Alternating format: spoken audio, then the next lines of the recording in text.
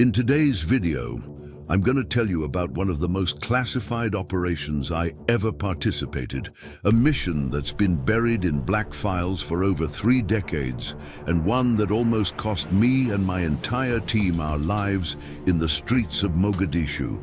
Don't leave this video, because I'm about to share every single detail of an 18-hour firefight that tested everything we thought we knew about urban warfare and brotherhood under fire. Every day on this channel, we bring you real military operation stories that I lived through as Sergeant Major Steve Harris during my quarter-century of service to our great nation. Today's story is different, though. It's about a mission that officially never happened, running parallel to the famous Black Hawk Down incident, but kept classified until now. Before we dive deep into this operation, make sure to hit that like button if you appreciate real military stories, subscribe to this channel so you never miss a new operations story, and drop a comment below telling me what kind of military operations you want to hear about next. Also, check out all the gear and products I personally use and recommend. You'll find everything in the description below or pinned in the first comment. My name is Steve Harris, and I served as a Sergeant Major in the United States Army for 25 years. I've seen action in more countries than most people visit in their lifetime, from the sands of Iraq to the mountains of Afghanistan, from the jungles of Central America to the urban hellscape of Somalia. But this story, the one I'm about to tell you, happened in October 1993 in Mogadishu, Somalia, during what the media called Black Hawk Down. What they didn't tell you is that there were multiple operations running simultaneously that day. While Task Force Ranger was conducting their infamous raid on the Olympic Hotel, my unit, Delta Force Operational Detachment, was tasked with what we called Operation Ghost Rider. Our mission was to capture or eliminate a high-value target who intelligence suggested was coordinating weapons supplies to Mohammed Farah Aidid's militia. Let me paint you the picture of Mogadishu in October 1993. Imagine a city that's been torn apart by civil war, where every corner could hide a sniper, every alleyway could be an ambush point, and every civilian could potentially be armed. The smell of burning garbage, human waste, and gunpowder hung in the air like a toxic cloud. Buildings were riddled with bullet holes, some completely collapsed, creating a maze of concrete and rebar that made navigation a nightmare.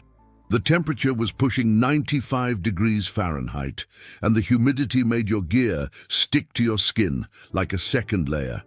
We were carrying full battle rattle, ceramic body armor, ammunition, medical supplies, communications equipment, and weapons. My M4 carbine felt like it weighed 1,000 pounds after the first hour, but that weight was the difference between going home and staying in Somalia forever. Our intelligence briefing came from a source the CIA had been cultivating for months, a former Somali military officer who claimed our target, codenamed Scarecrow, was holed up in a compound approximately 2 clicks north of the Olympic Hotel. The compound was described as a 3-story concrete building with multiple escape routes, surrounded by a maze of smaller structures that could provide cover for enemy fighters. What made this mission particularly dangerous was the timing. We were going in while the main Task Force Ranger operation was drawing all the attention. In theory, this should have worked in our favor. All eyes would be on the Olympic Hotel while we conducted our snatch and grab operation. In reality, it meant we were operating with limited air support and backup options. My team consisted of 6 operators, each one a specialist in their field. There was Rodriguez, our communications specialist, and the best damn radio operator I've ever worked with. He could maintain contact with command in the middle of a hurricane if needed. Then we had Thompson, our medic, who'd patched up more wounded soldiers than most emergency room doctors. His steady hands and calm demeanor under fire had saved more lives than I could count. Jackson was our demolitions expert, capable of making things go boom with surgical precision or opening locked doors without waking the neighbors, depending on what the mission required. Martinez served as our point man and sniper, with eyes like a hawk and the patience of a saint. He could spot enemy movement from distances that seemed impossible and put a round through a quarter at 300 yards. Finally, there was Williams, our heavy weapons specialist and the strongest man I've ever served with. He carried the M249 saw like it was a pistol and could lay down suppressive fire that would make entire enemy squads think twice about showing their faces. We'd trained together for months, running scenarios in urban warfare training facilities that simulated exactly the kind of environment we'd face in Mogadishu. We knew each other's moves, could communicate with hand signals in complete silence, and trusted each other with our lives. That trust was about to be tested in ways none of us imagined. The infiltration plan was straightforward on paper. 2 MH6 little birds would insert us approximately 400 meters from the target compound during the early morning hours. We'd move through the urban terrain, establish overwatch positions, and conduct reconnaissance on the target building. Once we confirmed Scarecrow's presence, we'd execute a coordinated assault, capture or eliminate the target, and extract via the same little birds to a forward operating base outside the city. Simple, clean, surgical. Exactly the kind of operation Delta Force was designed for. But as every operator knows, no plan survives first contact with the enemy, and Murphy's Law has a particular fondness for special operations. The night before the mission, I remember sitting in our makeshift operations center, studying satellite photos of the target area for the 100th time. The building sat in the middle of a densely populated residential area, surrounded by narrow streets that barely accommodated vehicle traffic. The nearest major road was 3 blocks away, which meant our extraction point couldn't be anywhere near the target. Intelligence reports indicated civilian presence in the surrounding buildings, which added another layer of complexity to the mission. Rules of engagement were strict. Positive identification required before engaging any target, and collateral damage was to be minimized at all costs. In an urban environment where combatants and non-combatants often looked identical, these restrictions could mean the difference between mission success and catastrophic failure. Weather reports showed clear skies with minimal wind, perfect flying conditions for the little birds. However, recent intelligence suggested increased militia activity in the area, with reports of RPGs and heavy machine guns being moved into defensive positions throughout the city. The enemy was preparing for something big, and we were about to walk right into the middle of it. As I cleaned my weapon for what felt like the 100th time, checking every component and function, I couldn't shake the feeling that this mission was different. Maybe it was the way our intelligence officer kept avoiding direct eye contact during the briefing, or the fact that our backup plans had backup plans. In special operations, when everything seems too well planned, that's usually when everything goes to hell. Rodriguez was fine-tuning his radio equipment, running communications checks with various command frequencies. The radios were our lifeline. Without them, we'd be cut off from air support, medical evacuation, and extraction assets. He'd packed extra batteries, backup antennas, and even a spare radio, because in his words, dead batteries kill more operators than enemy bullets. Thompson was organizing his medical supplies with the methodical precision of a surgeon. Combat medic gear included everything from basic bandages and tourniquets to advanced airway management tools and emergency surgical supplies.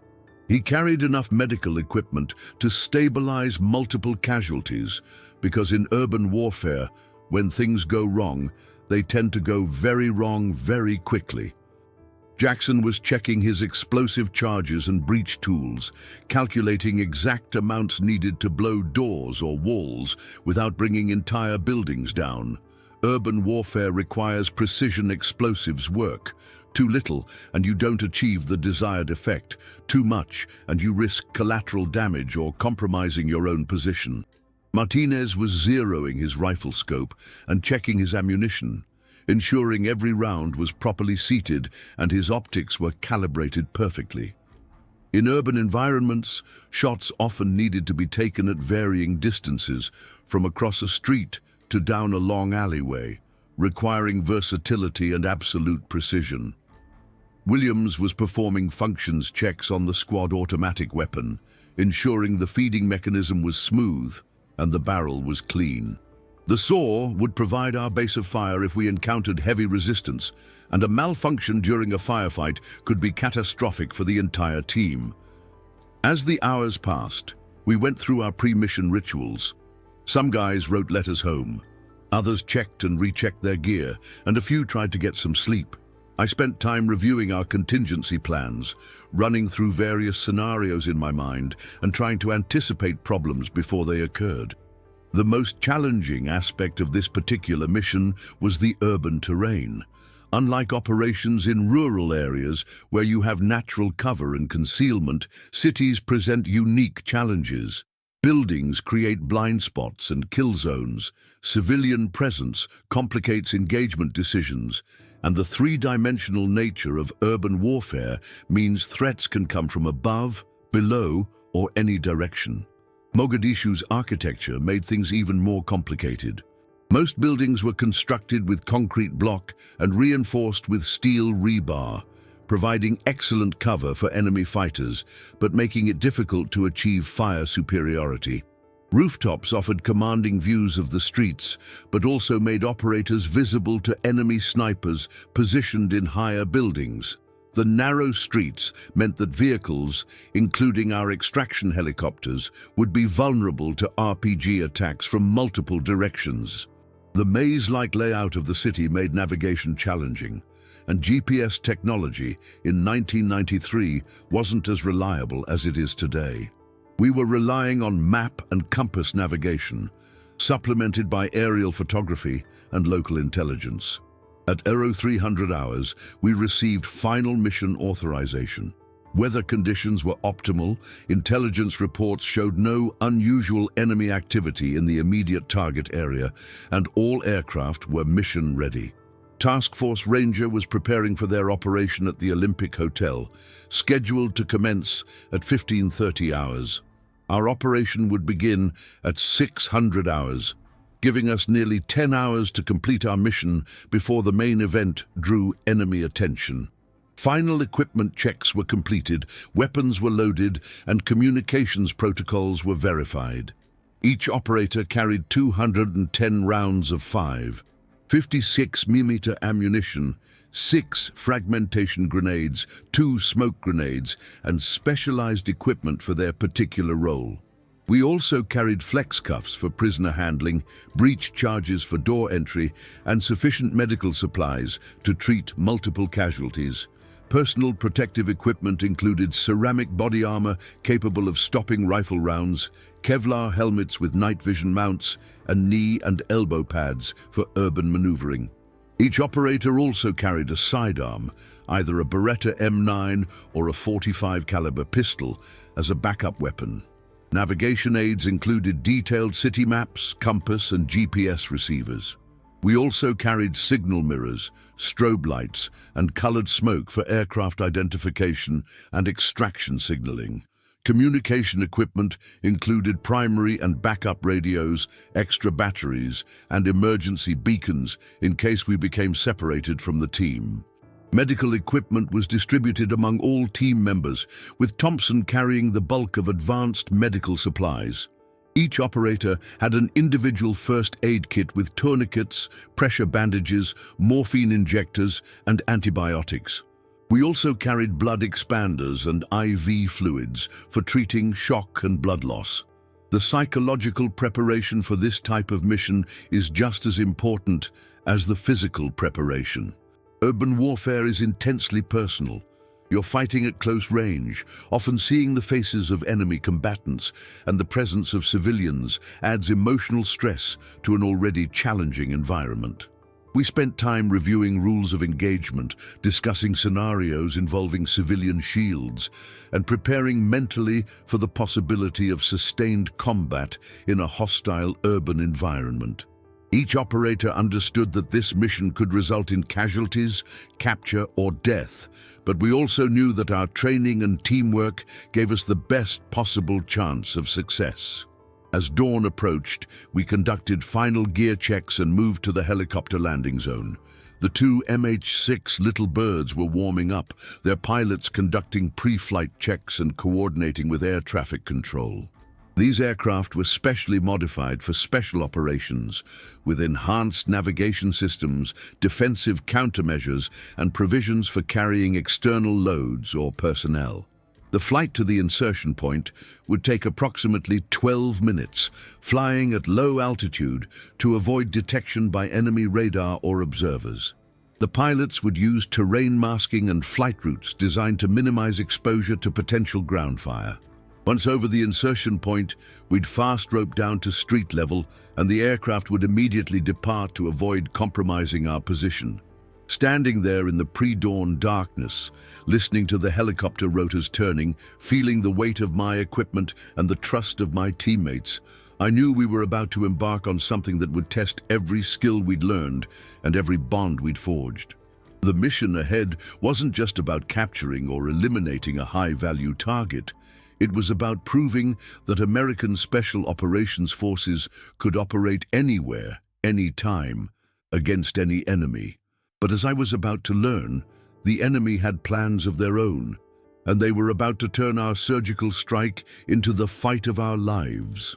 The rotor wash from the Little Birds kicked up clouds of dust and debris as we lifted off from the forward operating base. The sun was just beginning to peek over the horizon, casting long shadows across the devastated landscape of Mogadishu. From 500 feet above the city, you could see the full extent of the destruction. Entire city blocks reduced to rubble, abandoned vehicles scattered like toys, and smoke rising from countless fires. The flight in was tense but routine. Rodriguez was monitoring multiple radio frequencies, keeping track of air traffic and potential threats. The pilots were flying nap of the earth, using buildings and terrain features to mask our approach to the target area. Through my headset, I could hear the calm, professional chatter between our pilots and the command center.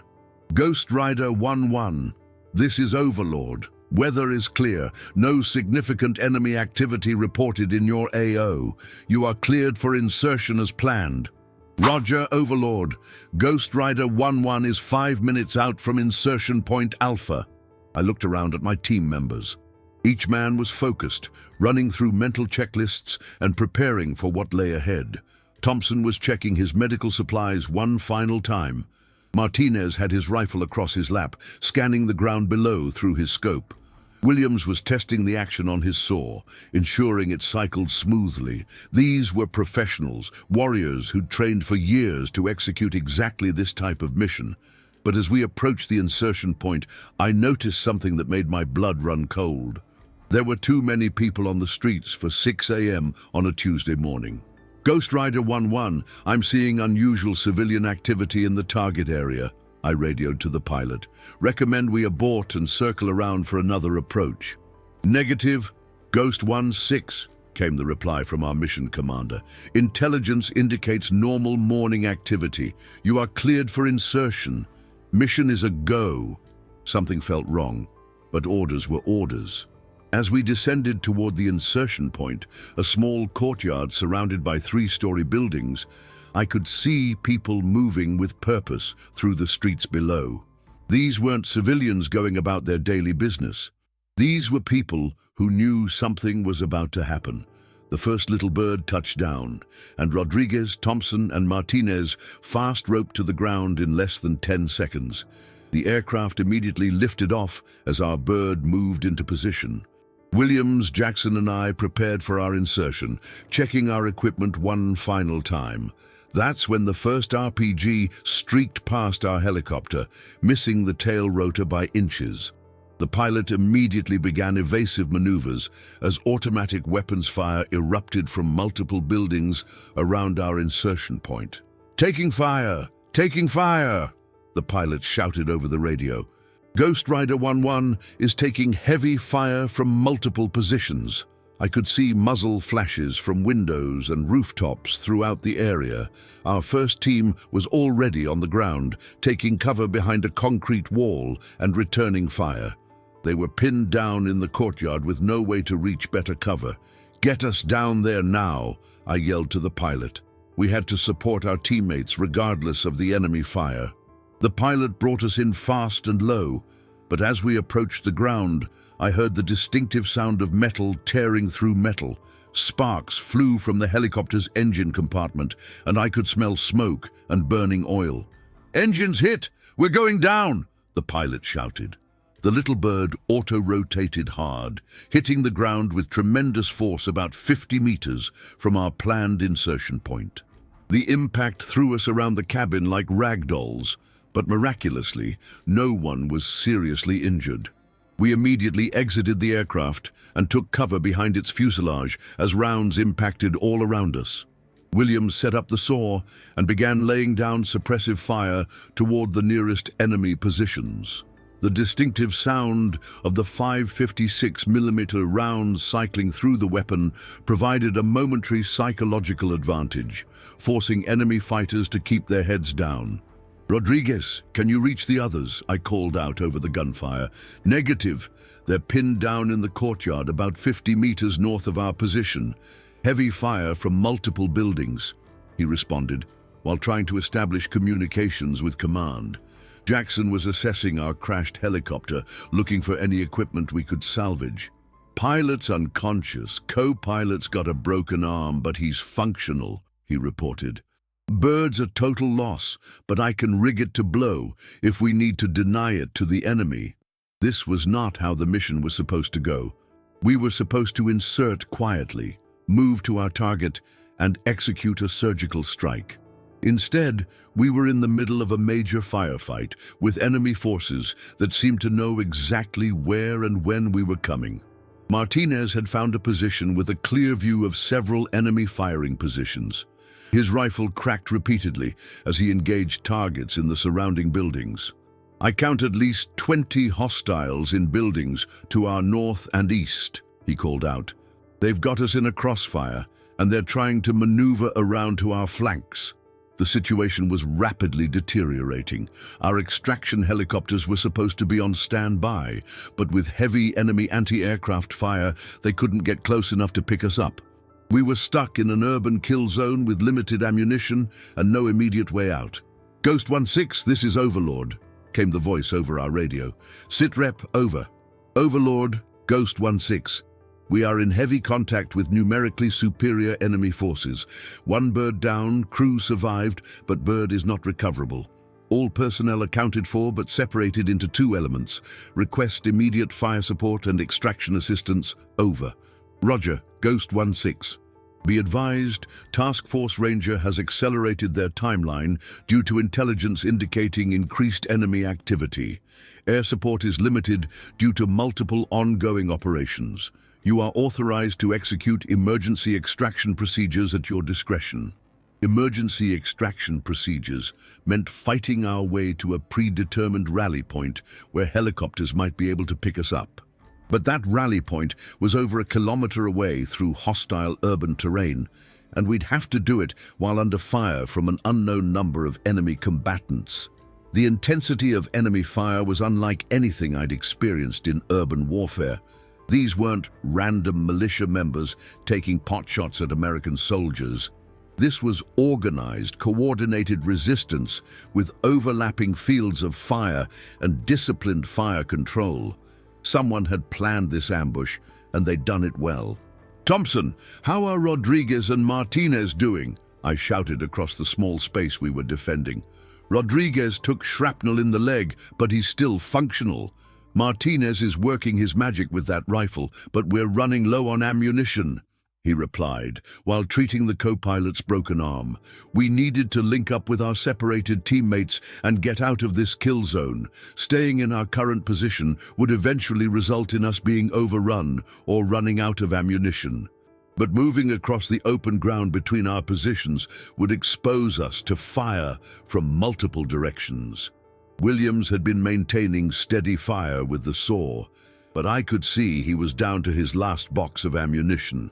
"Steve, we need to do something fast. I've got maybe 200 rounds left, and they're moving more fighters into position." I could see what he was talking about. Enemy combatants were using the maze of buildings and alleyways to maneuver around our flanks. Soon, they'd be in position to attack us from multiple directions, and our small defensive position would become untenable.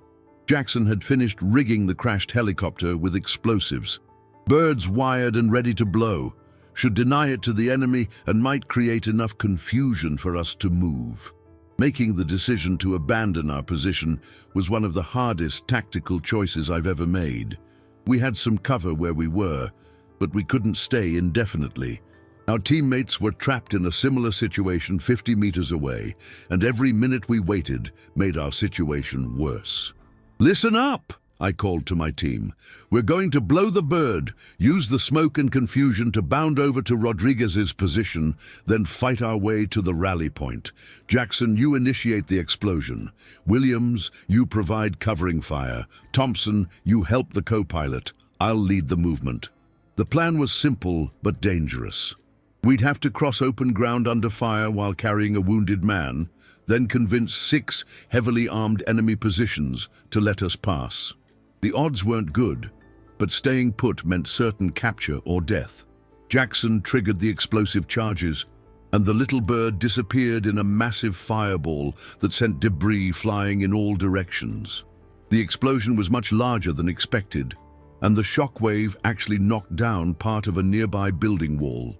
Using the smoke and confusion, we bounded across the open ground in short rushes, each man covering the others as they moved. The co-pilot was hobbling along with Thompson's support, doing his best to keep up despite his broken arm and obvious pain. Enemy fire followed us as we moved, rounds cracking overhead and impacting the ground around our feet. Williams was firing the saw from the hip as he moved, spraying bullets in the general direction of enemy muzzle flashes. It wasn't accurate fire, but it forced enemy fighters to keep their heads down.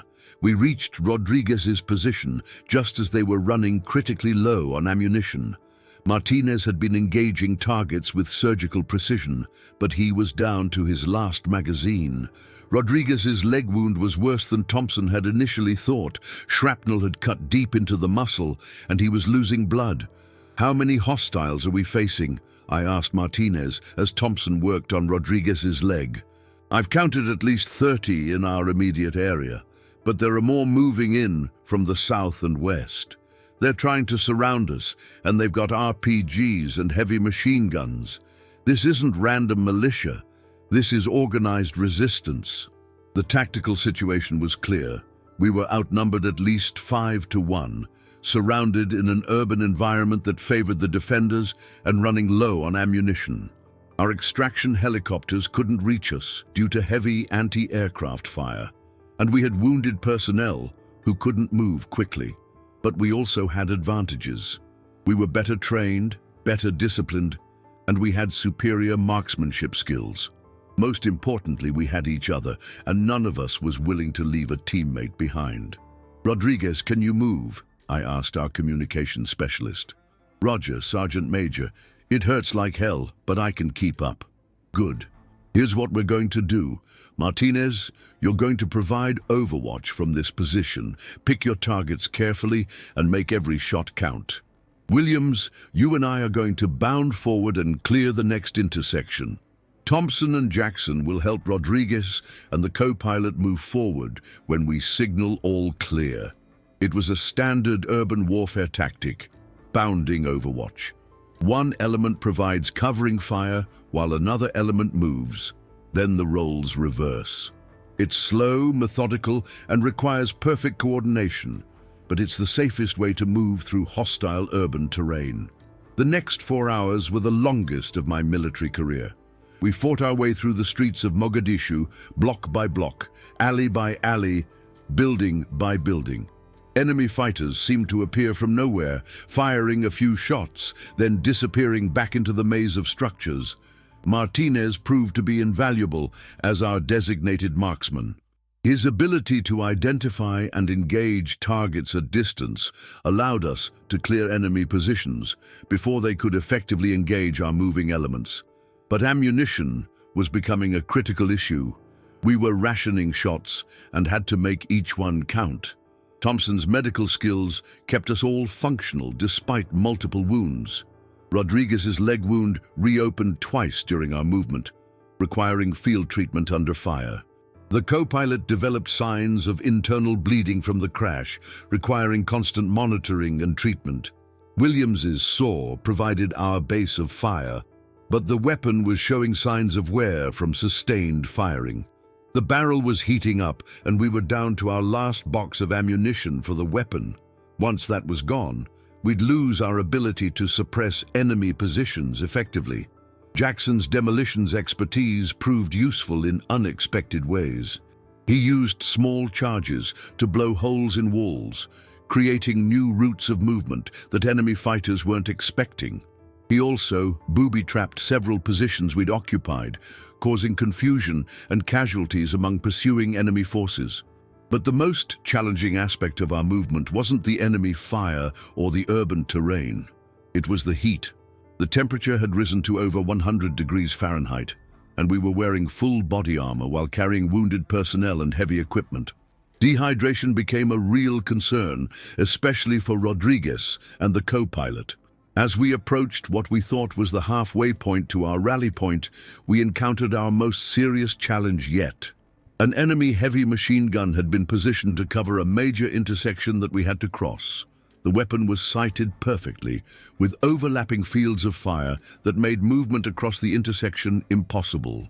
We could hear the distinctive sound of a Soviet-made DSHK heavy machine gun, capable of penetrating light armor and concrete walls. The crew was disciplined, firing short, controlled bursts to conserve ammunition and avoid revealing their exact position through muzzle flash. "We can't go around," Martinez reported after studying the terrain through his scope. "This is the only route to the rally point that doesn't take us through even heavier enemy concentrations." We were stuck. Going back wasn't an option. Enemy forces were following our trail and would eventually catch up. Going forward meant crossing a kill zone covered by a heavy machine gun. Staying put meant running out of ammunition and water in the African heat. But before we could formulate a plan to deal with the machine gun position, we heard a sound that changed everything: the distinctive whine of incoming mortar rounds. The enemy had brought up indirect fire support, and they were about to rain high explosive death down on our position. The first rounds impacted about 100 meters away, but they were walking the fire toward our position with deadly accuracy. We had maybe 2 minutes before those mortar rounds found their mark, and nowhere to go that wouldn't expose us to the machine gun.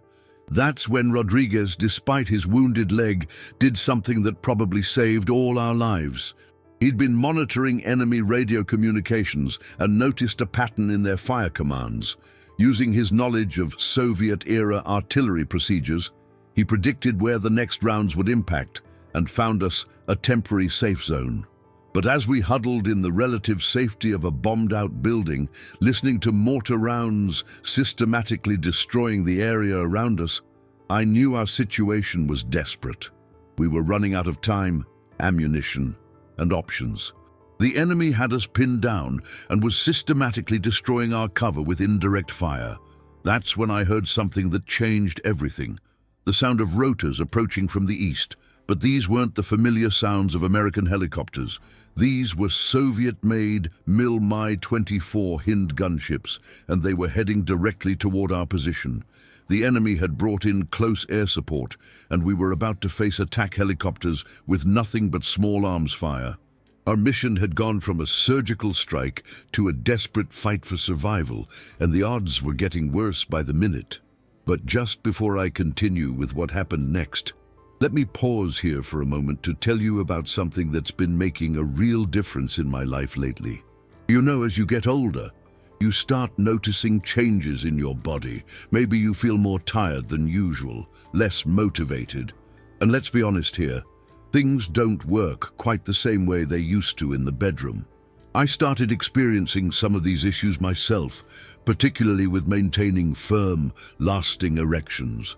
I was reluctant to talk to anyone about it, but eventually I found a product that completely changed my life and restored my confidence.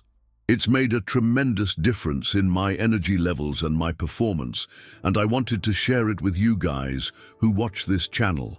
I've left the link in the description of this video and also pinned it in the first comment. It's been a game changer for me, and I think it might help some of you too. All right, now it's time to continue with our story and find out how we dealt with those incoming Hind gunships. The Hind gunships were closing in fast, their distinctive rotor signature getting louder by the second. These weren't the agile little birds we were used to. These were flying tanks, armed with rockets, cannons and machine guns, capable of turning our concrete shelter into rubble. "Everyone down! Gunships inbound!" I yelled as the first Hind opened fire. The 30-minute cannon rounds from the Hind tore through the building like it was made of paper. Chunks of concrete exploded around us as we pressed ourselves against the floor. The sound was deafening, a continuous roar of destruction that made communication impossible. Rodriguez was trying desperately to reach command on the radio, but the noise from the attack made it nearly impossible. "Ghost 1-6, this is Overlord. Come in! Over!" The static-filled voice barely cut through the chaos. "Overlord, we are under attack by enemy gunships. Request immediate air support," I shouted into the handset. "Negative on air support. All assets committed to Task Force Ranger operation. You are on your own." On our own. 6 operators, 2 wounded aircrew, facing an unknown number of enemy fighters, mortar fire, and now attack helicopters. This was every special operator's nightmare scenario. Martinez spotted something through a gap in the wall. "Sergeant Major, I see an RPG team setting up on the roof across the street. They're targeting the Hinds." The Somali militia was engaging the helicopters with rocket-propelled grenades. This was our chance. While the gunships were distracted by ground fire, we could move to a more defensible position. "Move! Move! Move!" I commanded. We bounded across the street during a lull in the helicopter attack, carrying Rodriguez and the wounded co-pilot. Thompson had fashioned a makeshift stretcher from debris, allowing us to move faster while keeping our wounded secure. The new building provided better cover and multiple exit routes. More importantly, it had a clear view of the machine gun position that had been blocking our route to the rally point. William set up the saw at a window facing the enemy machine gun nest. I can see the muzzle flash. It's about 200 meters, second floor of that yellow building. Martinez studied the target through his scope. I count 3 hostiles, 2 on the gun, 1 feeding ammunition. There's probably more we can't see. Jackson had been examining the building's structure. This place won't survive another helicopter attack. We need to eliminate that machine gun and move before those Hinds come back. The plan was simple but required perfect timing. Martinez would take out the machine gunners with precision rifle fire, while Williams provided suppressive fire with the saw. The rest of us would bound across the intersection during the confusion. "On my mark," I said, watching the helicopters through the window. They were making another attack run on militia positions 2 blocks away. 3, 2, 1, mark! Martinez's rifle cracked twice in rapid succession. Through my binoculars, I saw both machine gunners drop. Williams opened up with the saw, raking the building with automatic fire to keep any remaining enemies down. "Go! Go! Go!" We sprinted across the intersection in pairs, Thompson and Jackson carrying Rodriguez while I covered the rear.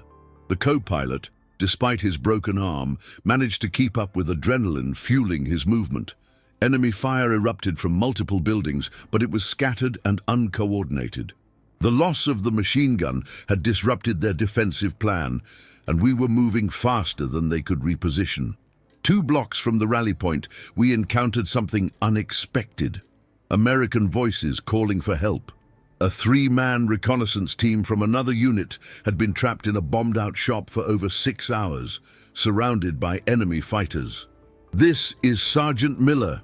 75th Ranger Regiment. We have wounded and are almost out of ammunition. The tactical situation was clear. Helping them would slow us down and potentially compromise our own escape, but leaving fellow Americans behind was not an option. We had a code: no one gets left behind. Miller, this is Sergeant Major Harris, Delta Force. We're coming to get you. Sit tight. The rescue required splitting our already small force. Martinez and Williams would provide overwatch, while Jackson, Thompson, and I assaulted the enemy positions surrounding the Rangers. The urban combat that followed was the most intense of my career. Fighting room to room, stairwell to stairwell, against an enemy that knew the terrain better than we did. Jackson's demolitions expertise proved crucial, blowing holes in walls to create new routes of attack. Thompson's medical skills were tested when we reached the Rangers. One had taken a round through the chest and was in shock from blood loss. Another had shrapnel wounds in both legs. But they were all conscious and could move with assistance. The extraction from the shop required all our remaining ammunition. Williams laid down continuous fire with the saw while we carried the wounded Rangers to safety. Martinez picked off enemy fighters, trying to maneuver into flanking positions. 9 men now, 4 of them wounded, with less than 200 rounds of ammunition between us. The rally point was still 800 meters away through hostile territory, and enemy forces were converging on our position from multiple directions. But something had changed in our favor. The sounds of heavy fighting from the direction of the Olympic Hotel meant Task Force Ranger was fully engaged, drawing enemy attention and resources away from our area. Rodriguez, can you reach the extraction birds? I asked our communications specialist. Roger, Sergeant Major. Extraction is standing by at Rally Point Bravo, but they report heavy ground fire in the area. They can't land until we secure the LZ. Securing a landing zone while under fire with wounded personnel was another challenge, but we'd come too far to fail now. The next 30 minutes would determine whether we all went home or became statistics in a classified operation that officially never happened. As we prepared for the final push to the rally point, enemy mortar fire began impacting around our position again. They'd found our range, and we had to move immediately or risk being blown apart by indirect fire. What do you think is going to happen at the rally point? Will we make it to the extraction, or will the enemy forces overwhelm us before the helicopters can land? Drop a comment below and let me know your thoughts on how this operation is going to end. The sprint to Rally Point Bravo was a running firefight through the maze of Mogadishu's streets.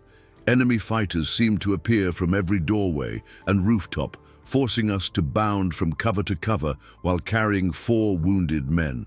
Martinez had taken point, his rifle speaking with deadly accuracy whenever an enemy fighter showed himself.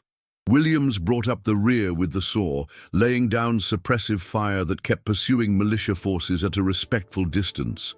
200 meters to the rally point, Rodriguez called out, limping along despite his wounded leg. The man was a warrior. Nothing was going to stop him from reaching that extraction helicopter. As we approached the designated landing zone, a small soccer field surrounded by low buildings, the tactical situation became clear. Enemy forces had anticipated our movement and established positions around the perimeter. The LZ was covered by at least 3 machine gun positions and an unknown number of riflemen. Overlord, this is Ghost 1-6. Rally Point Bravo is hot. Multiple enemy positions covering the LZ. We need fire support to clear the area for extraction. Ghost 1-6, Overlord. Negative on fire support. All assets committed elsewhere. Extraction birds are inbound but cannot land under fire. You need to clear that LZ yourselves. Clear a defended landing zone with 9 men, 4 of them wounded, and minimal ammunition. It seemed impossible, but impossible was what we'd been trained for. Jackson studied the enemy positions through his binoculars. I count 2 RPG teams and at least 4 automatic weapons positions. They've got overlapping fields of fire covering the entire LZ. How much demo do you have left? I asked. Enough for 1 good diversion. If I can get close to that building on the north side, I can bring down part of the structure and create a gap in their coverage. It was risky, but it was our best option. While Jackson created his diversion, the rest of us would assault the remaining positions and secure the LZ for our extraction helicopters. The plan required precise timing and a lot of luck. Jackson would have to cross 150 meters of open ground, plant his charges, and get back to safety before the explosion. Meanwhile, we'd have to coordinate our assault to take advantage of the confusion. Martinez, I need you to provide overwatch for Jackson's movement. Williams, you and Thompson will assault the eastern positions. I'll take the western side with Miller's team. As Jackson began his dangerous approach to the target building, enemy fire intensified. They'd spotted our movement and were trying to prevent us from reaching assault positions. Rounds cracked overhead and impacted the ground around our feet. Martinez's rifle provided precise covering fire, each shot carefully aimed to suppress enemy positions without revealing his own location. His marksmanship skills were keeping Jackson alive as he moved through the urban obstacle course. "Charges set! 30 seconds!" Jackson's voice crackled over the radio.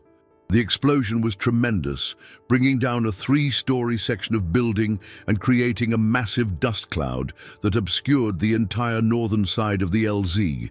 In the confusion that followed, we launched our coordinated assault. Williams's saw hammered enemy positions, while Thompson and the wounded Rangers advanced under cover of his fire. Despite their injuries, the Rangers fought with the determination of men who knew their lives depended on reaching that helicopter. My assault on the western positions was met with fierce resistance. Enemy fighters were well trained and disciplined, maintaining their positions despite our assault. Room-clearing operations in an urban environment are always dangerous, but doing it while under time pressure with limited ammunition made it nearly suicidal. The close-quarters combat that followed tested every skill we'd learned in years of training. Fighting room to room, stairwell to stairwell, against an enemy that was willing to die to prevent our escape. But gradually, our superior training and equipment began to tell. Enemy positions fell one by one as we systematically cleared the buildings around the LZ. The cost was high. 2 more Rangers were wounded, and our ammunition situation was becoming critical. "LZ is clear. Bring in the birds," I called over the radio. The sound of rotor blades approaching from the east was the most beautiful sound I'd ever heard. 2 Black Hawk helicopters were inbound, flying fast and low to avoid enemy fire. But as the first helicopter began its approach to the landing zone, RPG fire erupted from buildings we thought we'd cleared. The enemy had held reserves in concealed positions, waiting for the helicopters to arrive. The lead Black Hawk took evasive action, but not before an RPG round impacted its tail rotor. Smoke poured from the aircraft as it auto-rotated hard toward the LZ, crash landing in a cloud of dust and debris. "Bird down! Bird down in the LZ," the surviving helicopter pilot radioed. "I cannot land with that wreckage blocking the LZ." We were back where we started, trapped in an urban kill zone with enemy forces closing in from all directions. But now we had the aircrew from the crashed Black Hawk to protect as well.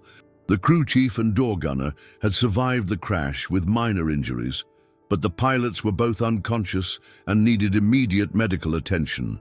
Thompson went to work on them while the rest of us established a defensive perimeter around the wreckage. Ghost 1-6, this is Overlord. Second extraction bird is RTB due to heavy ground fire. We're working on getting you close air support, but it's going to take time.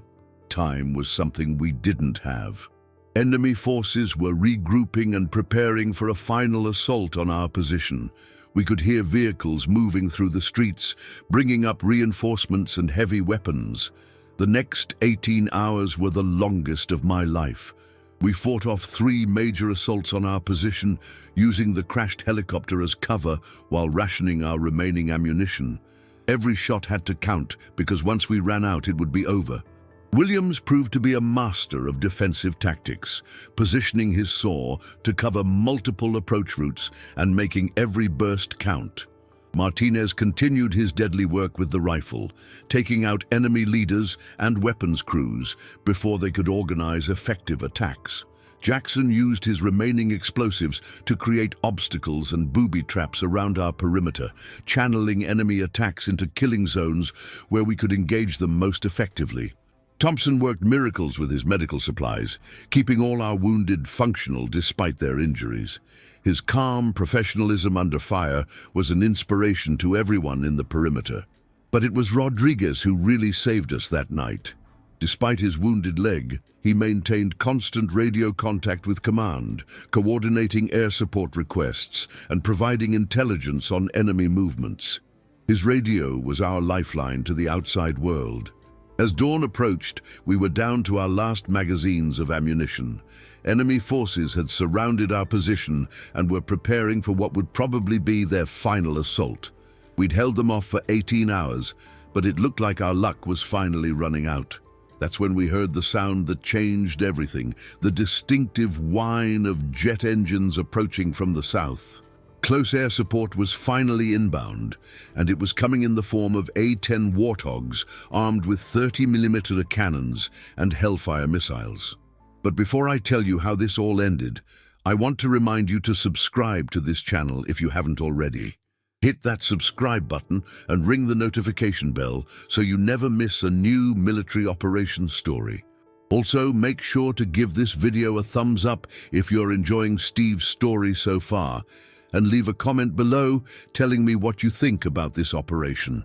Don't forget to check out all the gear and products I use and recommend.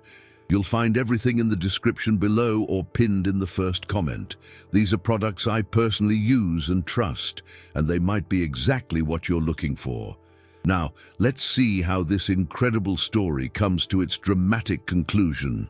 The sound of those A-10 Warthogs approaching was like hearing angels singing. After 18 hours of continuous combat, with our ammunition nearly exhausted and enemy forces preparing their final assault, close air support was exactly what we needed to survive.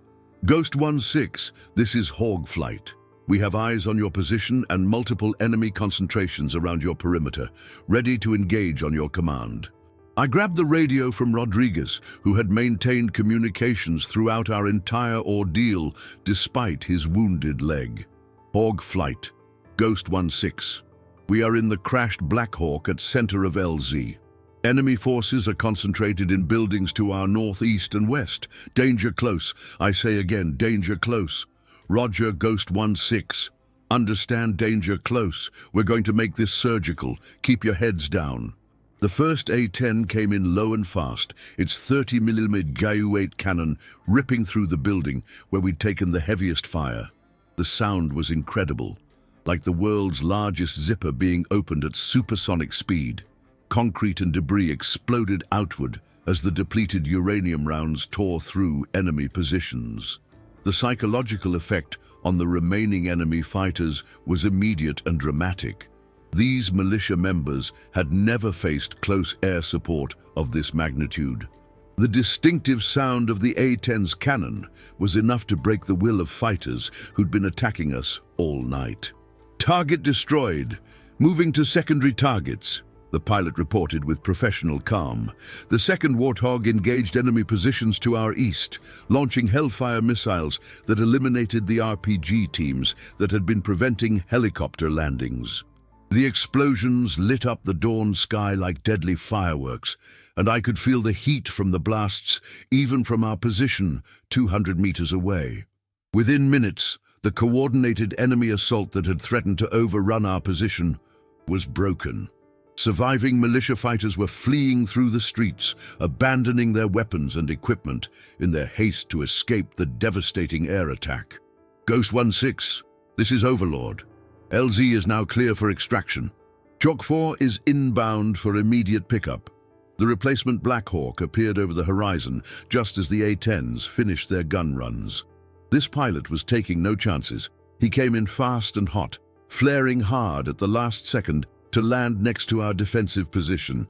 The extraction was swift but methodical. Our wounded went first. Rodriguez with his leg injury, the co-pilot with his broken arm, the Rangers with their various wounds, and the unconscious pilots from the crashed helicopter. Thompson supervised their loading, ensuring each casualty was properly secured for the flight out. Williams and Martinez provided security while Jackson rigged the crashed Black Hawk with demolition charges.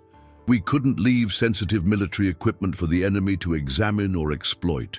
The explosion would deny them access to our communications equipment, navigation systems, and weapons. As I helped carry the last wounded ranger to the helicopter, I took one final look around the landing zone that had been our home for the past 18 hours. The ground was littered with spent ammunition casings, bloodstains, and debris from the fierce fighting. Several enemy bodies lay where they'd fallen during the final assault. But what struck me most was how my team had performed under impossible circumstances.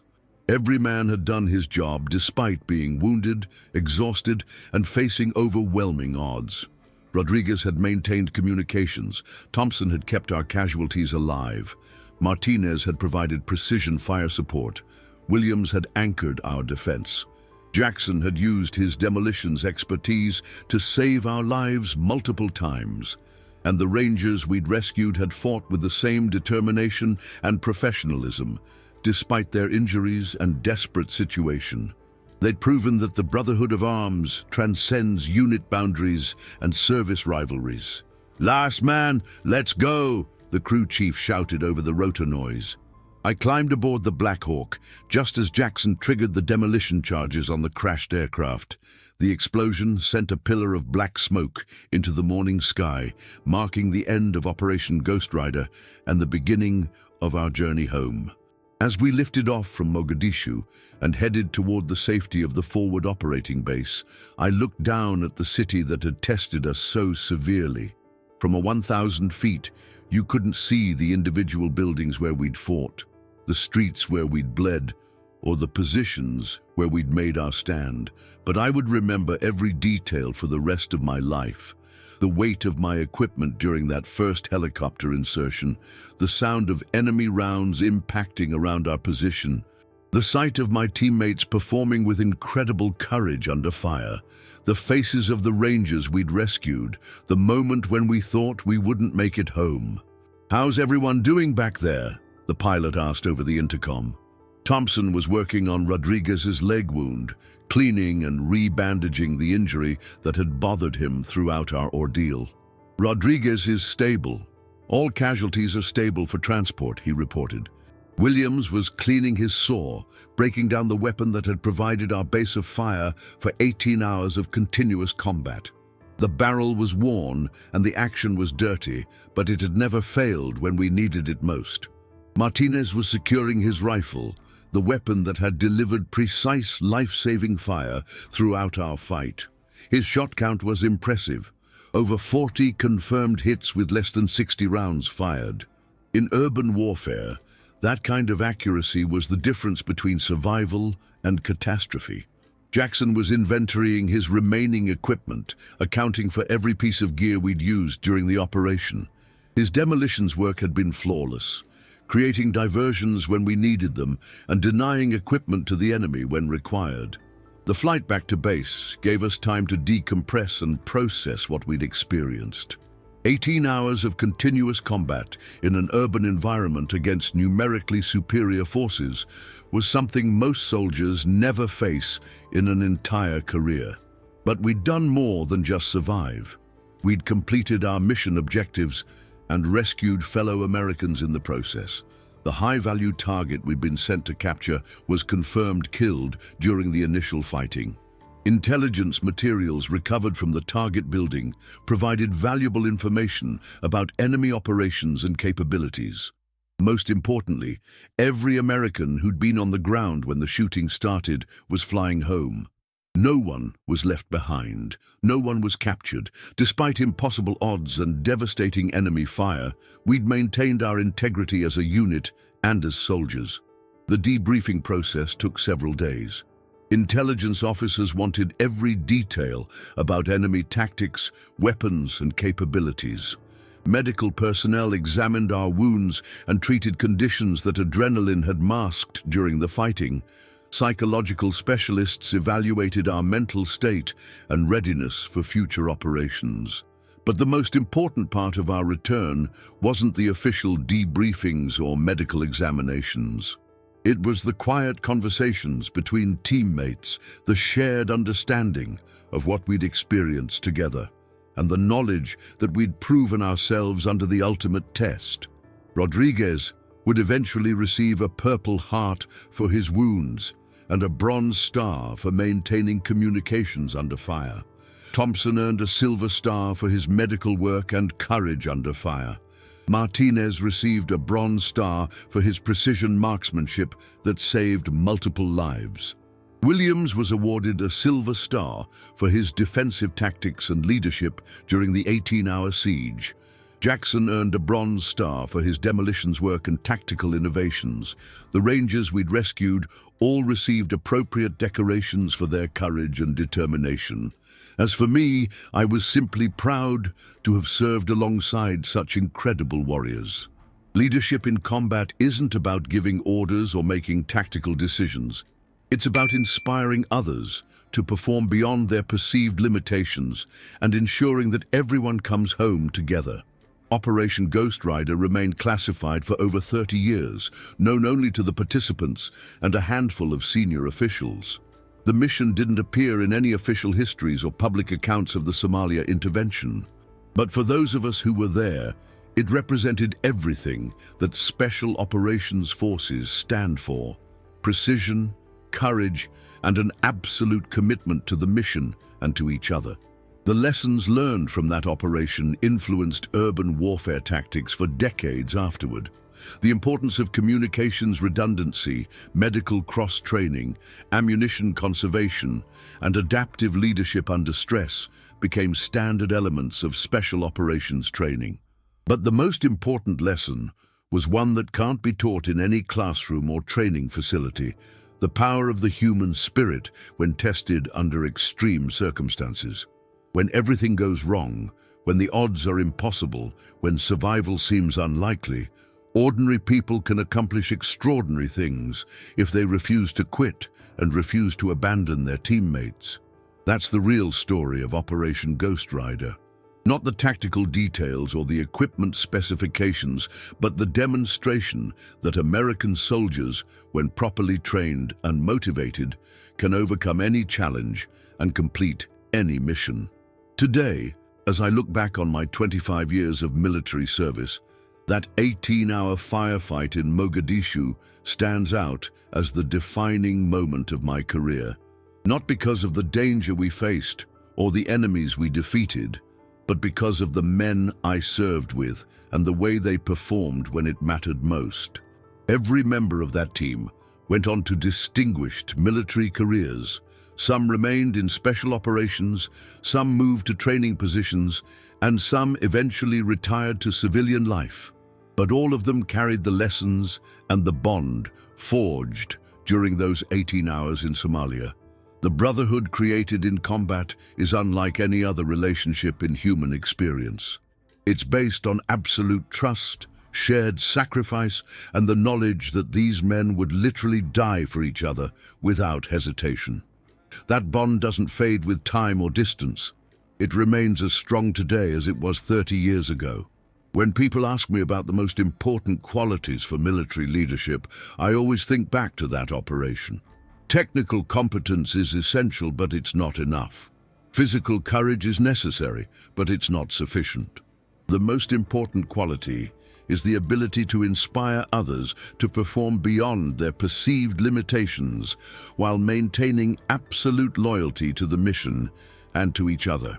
That's what Special Operations Forces represent, the absolute best of American military tradition, combined with the most advanced training and equipment available. But at its core, it's still about individual warriors choosing to put the mission and their teammates ahead of their own safety and comfort. Operation Ghost Rider proved that when properly motivated and trained, American soldiers can accomplish anything. No matter how difficult the mission, how dangerous the environment, or how overwhelming the odds, there are men and women in our military who will find a way to succeed. That's the legacy of every special operations mission. Not just the tactical success or strategic objectives, but the demonstration that the human spirit, when properly channeled and supported, is capable of incredible achievements. And that's why I continue to tell these stories, even decades after the events occurred. Because the lessons learned in combat transcend the specific tactical situations and speak to fundamental truths about courage, leadership, and the power of teamwork under pressure. The next time you see a military uniform, remember that behind every service member is a story of sacrifice, training, and dedication to something larger than themselves. Some of those stories remain classified, some become public knowledge, but all of them represent the finest traditions of American military service. Thank you for watching today's video about Operation Ghost Rider. If these military operation stories inspire you or teach you something valuable, please share them with others who might benefit from hearing about the courage and dedication of our service members. Remember, freedom isn't free, and the price is paid by ordinary Americans who choose to do extraordinary things in service to their country. That's a debt we can never fully repay, but we can honor it by remembering their stories and learning from their examples. Until next time, this is Steve Harris reminding you that courage isn't the absence of fear. It's doing what needs to be done despite that fear.